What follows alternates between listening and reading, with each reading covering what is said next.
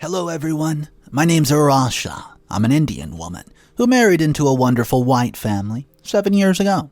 My life with my husband's family has been bittersweet as most of the members love me. Oh, except for my mother-in-law, Christina. Jason and I met when he came to a friend's wedding in India. I was a friend of the bride and he was on the groom's side. We became fast friends while preparing for the wedding. We started our relationship after not being able to stop talking to each other on the phone. It was hard as he lived in America and I was still in India.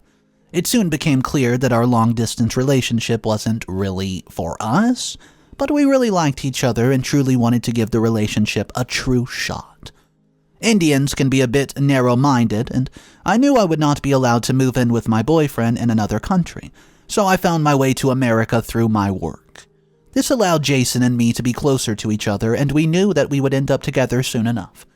We didn't waste much time, and we were engaged in just a year of our relationship. He introduced me to his family, and they loved me. I loved them. His sister, Carol, was a sweetheart and much younger than both Jason and I. Jason's father was also a very soft-spoken man. I, however, did not get along with his mother, who clearly did not like that I was an Indian through and through. At the first dinner itself, she criticized my choice of earrings and, bangles, saying how she had never seen such jewelry. One would have thought that she was complimenting me, but her tone was very obnoxious and superior, which made me feel a bit uncomfortable. Both Jason and Carol picked up on it, and Carol even tried to compliment them in a more earnest fashion. Carol and I bonded because she had never had a close Indian friend, and she was super excited to have an Indian sister-in-law. She kept me engaged in topics of my culture and Bollywood, so I wouldn't have to interact much with Christina. However, this trend kept going even when Jason and I got married. She was mad that we did not get married in a church, even though Jason was not a very religious person, while I was. We decided to have an Indian wedding because it meant so much to me. We had a traditional Punjabi wedding with all the relatives and multiple ceremonies, including, henna applying ceremony, and Sangeet, a ceremony involving lots of festive dancing and celebratory songs, and of course another ceremony where the women danced with a vessel on top of their head, and the wedding ceremony itself. My white family, who had never been to an Indian wedding, were mind-blown. I could tell because my sister-in-law would not shut up about it. I was so happy to see her enthusiasm and loved watching her experience mundane to me. I made her dance with a vessel over her head. I asked for her to get a full henna on her hand and feet like only the bride usually gets.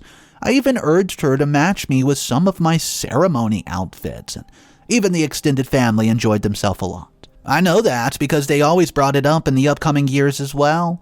They've always asked me to make them sweets they tasted in India for the first time every time I visit them. However, my mother-in-law did not have a great time. She kept commenting on how she didn't like crowds or how she hated the food because it gave her food poisoning. Yeah, I know it's bullcrap, as it did not give food poisoning to anyone else on the groom's side at all. She did not have a good time, and she made sure that I knew it. Lucky for me, my parents did not understand her accent very well, so they were unable and unaware of her snarky comments targeted towards them. Even after our wedding, my mother-in-law did not treat me with any sort of love. In my culture, it's disrespectful to call elders by their name, and you're supposed to call and treat your mother-in-law as your own mother. However, Christina didn't like that, and specifically asked me to call her Christina. It really bummed me out, but I respected her boundaries, even though her husband, my father-in-law, had no issue with me calling him Dad. The most annoying taunts began when Jason would call his family over for dinner. I'm a great cook, and I love making an Indian food because Indian food is notoriously good. And because I live just keeping the tradition alive even though I'm married to a white man. Christina did not like that I wished to keep my traditions alive and would often taunt my cooking and just say that the Indian food that I made was horrible and tasteless, making everybody uncomfortable. She advised me to make simpler dishes so I would not mess up. I wish I could tell you that my cooking is indeed horrible and tasteless, but it's just not true. If you have an Indian food even more than once, you can testify that my mother-in-law is a liar, because Indian food can never be described as tasteless. However, other family members absolutely love my cooking and is also proof that I'm a good enough cook. And it made Christina jealous. She didn't like it when others complimented me on my cooking, so my mother-in-law claimed that my food was horrible and tasteless was clearly her just being racist. My husband and sister-in-law have always tried to stand by me, claiming that I was the best cook. Every time their mother would criticize my cooking, Christina would just claim that her palate was different, and the food tasted horrible and tasteless to her. She claimed that she was allowed to have an opinion, yeah, which is valid, but her opinion was clearly pointed at racism. Once I had enough and called her out on it. She laughed in my face and claimed that just because she didn't like my food did not make her racist. She actually advised me to take a cooking class or even better learn from Carol a bit if I wanted to be even an okay cook. She often compared my cooking to Carol's, who never claimed herself to be a good cook. She just cooked for herself because she had no one else to cook for her. Humiliated, I vowed to avenge my food. I had enough, and I got intent on coming up with a plan to expose my mother-in-law's blatant racism. So, my sister-in-law and I came up with a plan. This Thanksgiving, I've decided that it's time for a reality check for my mother-in-law. Every year, Christina hosts a Thanksgiving dinner, where she subtly ridicules my cooking and my culture in front of everyone, even the extended family. I usually just ignore her pointed comments to annoy her further. However, most of the people in the family love my cooking, so her comments didn't really mean anything to anyone. I planned to strike on Thanksgiving by cooking the dinner myself and manipulating Christina into believing that I did not cook it. Carol claimed in front of Christina to be taking a class where she's learned how to enhance her cooking skills even more a few times in the last few months. So, a few weeks ago, I'd sent her to Christina with a request. Christina agreed to let Carol make the Thanksgiving feast. Carol asked, also, if I could make the dessert, and she reluctantly agreed. However, Carol does not intend on making the Thanksgiving feast, and I don't intend on making the dessert. I'll be the one making the Thanksgiving feast while Carol makes the dessert. We want to see how she'll react to my cooking now that she thinks it's actually her daughter's and her daughter's cooking and she thinks is mine. It's time to expose my mother-in-law. This time she can't get away with her racism as she would be complimenting her daughter's food, which is actually cooked by me. This plan will unveil my mother-in-law's prejudice in front of everyone.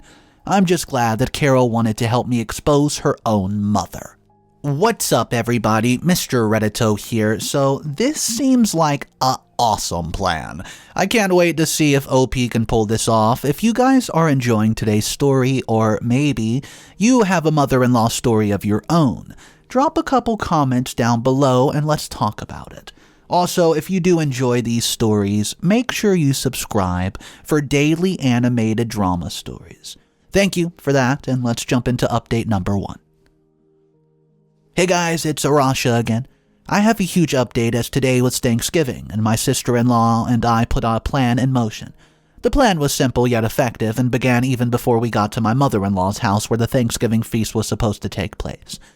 I'd prepared all the Thanksgiving dishes in advance at my house and met up with my sister-in-law a few miles away from my mother-in-law's house just to hand the food over to her.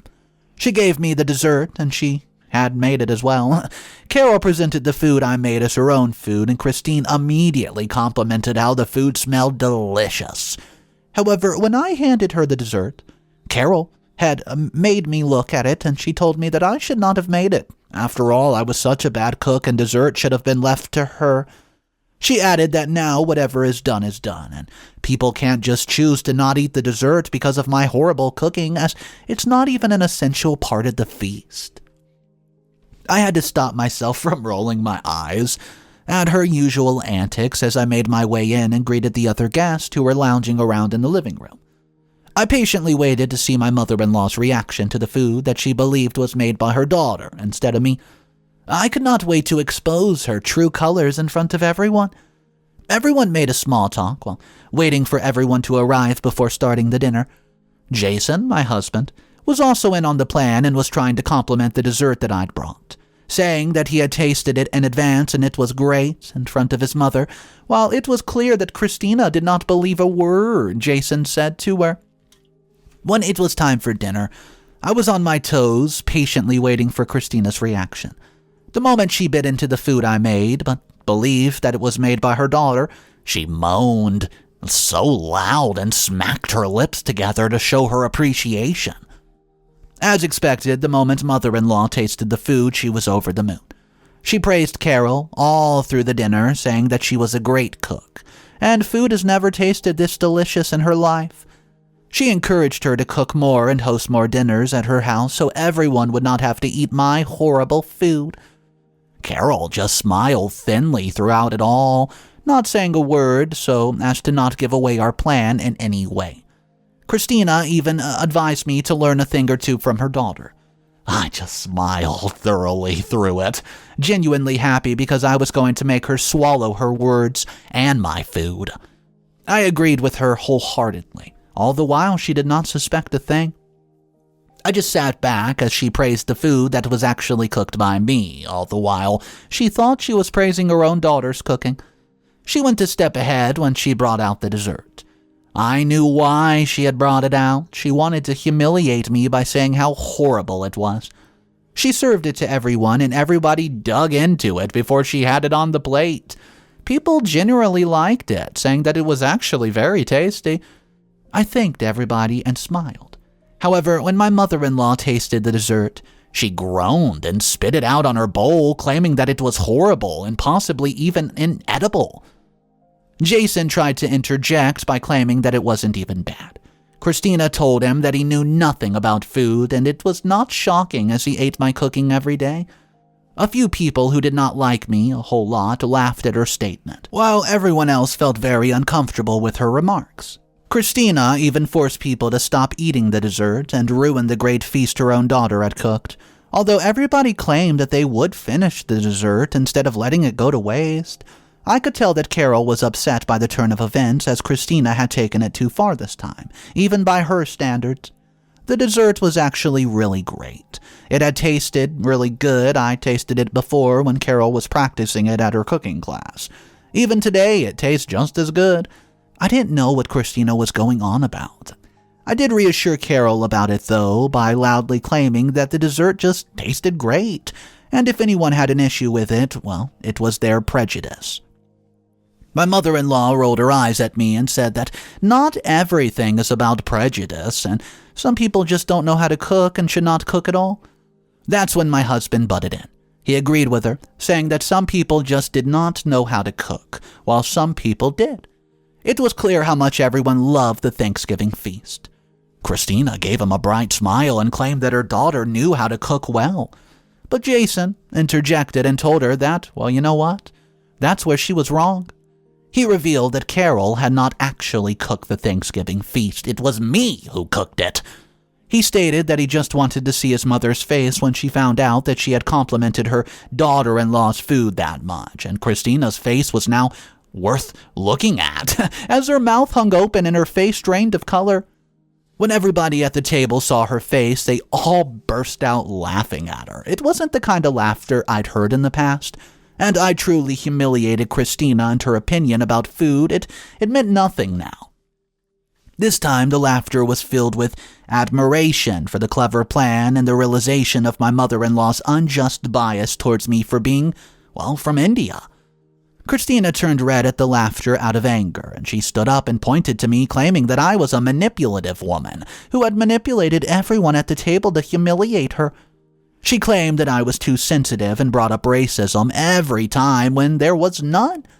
I reminded her that she had complimented my food very highly when she thought it was actually her daughter's. She screamed that I tricked her. Well, I claimed yes, I did, and now I've exposed her as the racist old woman that she is. In anger, she rushed out of the house, slamming the door behind her.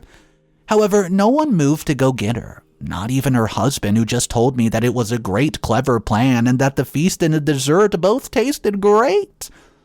Everyone went home with humor in their eyes, and everybody found the plan to be absolutely hilarious. My father-in-law told us that Christina was probably at her sister's house licking her wounds, and that we should not worry too much. He would give his sister-in-law a call to ask the whereabouts of his wife, so we would not have to worry about her at all. I feel so much better having given my mother-in-law the taste of her own medicine. She liked humiliating me in front of everyone, but now I've humiliated her so much that she had to run away to save face from everybody at the table. And now everyone also has seen her true colors. I'm sorry that it was such a long update. I promise that if I update again, I will keep it concise. Thanks for reading about my revenge. Update number 2. Hey, it's Arasha here again. My mother-in-law tried to take revenge against me in the past few days. However, it did not pan out like she had hoped it would. It's been 2 weeks since the Thanksgiving dinner fiasco with my mother-in-law, and she was indeed licking her wounds at her sister's house. She had returned to her husband the next day itself, and when my father-in-law told her to apologize to me, she told him that she would not apologize to somebody who had intentionally humiliated her. When she found out that Carol was in on the plan, she deluded herself by believing that I must have manipulated her daughter against her own mother, just like I've done with her baby boy. She started calling Carol every day, trying to fill her ears with poison against me. She claimed that I've sabotaged her cooking by possibly ordering the food and I presented from a hotel, making her dessert look bad on purpose, because how can a homemade dessert stand against a restaurant-made feast? Christina just would not let go of Carol. And it wasn't just Carol. She tried to spread the rumor that the Thanksgiving dinner was actually restaurant-made to everybody present at the dinner table. I found out when Jason's cousin called me to reassure me that she did not actually believe Christina at all. I was shocked when I found out about it, as Carol had not mentioned any of it. So I confronted Carol, and she told me that she didn't want to worry me. She reassured me that everyone knew that her mom was being petty after being humiliated for a reason in front of everyone. When Christina's plan fell through, as it was clear that nobody believed her concocted story, she went in for her daughter, thinking that she would be easy to manipulate, and she genuinely thought that I had manipulated Carol into helping her out. Christina has been recently calling Carol to discuss strategies on how to humiliate me completely at the next Christmas dinner. Carol's done with her mother's racist behavior and doesn't want anything to do with her, but Christina is not getting the hint. Christina had even shown up at Carol's while I was there having a glass of wine with my sister-in-law. Christina attacked me by saying that I was again poisoning her daughter against her, and I reminded her that we all knew the kind of person that she was. I no longer had the need to poison anyone against her. She did it herself. I could not help but laugh at her desperation. She told me that she would get revenge against me, and I asked if she would be spreading any more lies about me that nobody would believe, because let's face it, she's lost literally all her credibility. I told her to just accept that she was a racist old woman and needs to do better. Nobody would be mad at her if she just started treating me better, like a part of the family. Well, she was seething and told me that I would never be part of this family. Only a white woman with light skin would ever be right for her boy. She called me a mistake on Jason's part, and I told her to take her delusion somewhere else, as Jason and I were not going to be breaking up anytime soon. In fact, I informed her that I and Jason have been discussing adopting a baby from India. She almost attacked me at that, but Carol interjected and told her to leave. Christina was horrified that her own daughter was asking her to leave instead of throwing me out, and told Carol to be respectful to the elders. Carol told her that she had insulted her sister-in-law, and she's no longer going to be respectful towards her either. Once she was out the door, Carol immediately jumped at the adoption news. Well, guys, this happened yesterday, although I don't think there's anything Christina can do or say. Her credibility has been destroyed, and nobody believes a word that she says now. So I'm not worried about her threats, as they're clearly empty. Final update.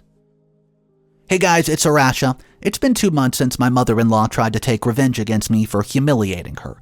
Rightfully so, in front of the whole family for being racist towards me. Christina has not contacted me or my husband even once after the Thanksgiving dinner. Instead had tried to spread false lies about me, which no one even believed. She never apologized, never even acknowledged that she was in the wrong in the first place, and however, she's tried to humiliate me again and again and again ever since. She again tried to lie to everyone, however, people knew of her true nature and starts to keep their distance from her. They saw through her and understood that she was stubborn and would never change and become tired of her unchanging ways very quickly. Most of my extended family only maintained a low contact with her, and that too only because my father-in-law, who's actually pleasant to be around. Carol had hosted the Christmas dinner and had not invited her mother, and no one even complained about it. Everybody seemed happier not having to deal with Christina's racist commentary on the dessert I made for dinner. A few of the extended family members even came forward and apologized to me for my mother-in-law's behavior, which wasn't even necessary, which is what I told them. Everything between us went back to normal after that. Jason and I have actually also been looking to adopt a baby from India. We've never wanted to have kids of our own and have been in contact with an orphanage. We could not be happier or more eager. Only Carol and my father-in-law know about this development, and of course my mother-in-law. Carol and her dad are happy about what we've decided for ourselves and can't wait to meet the child we adopted.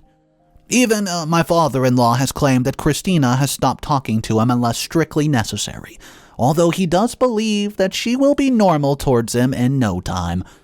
Anyways, that's it, guys. I think this will most likely be my last update on the drama.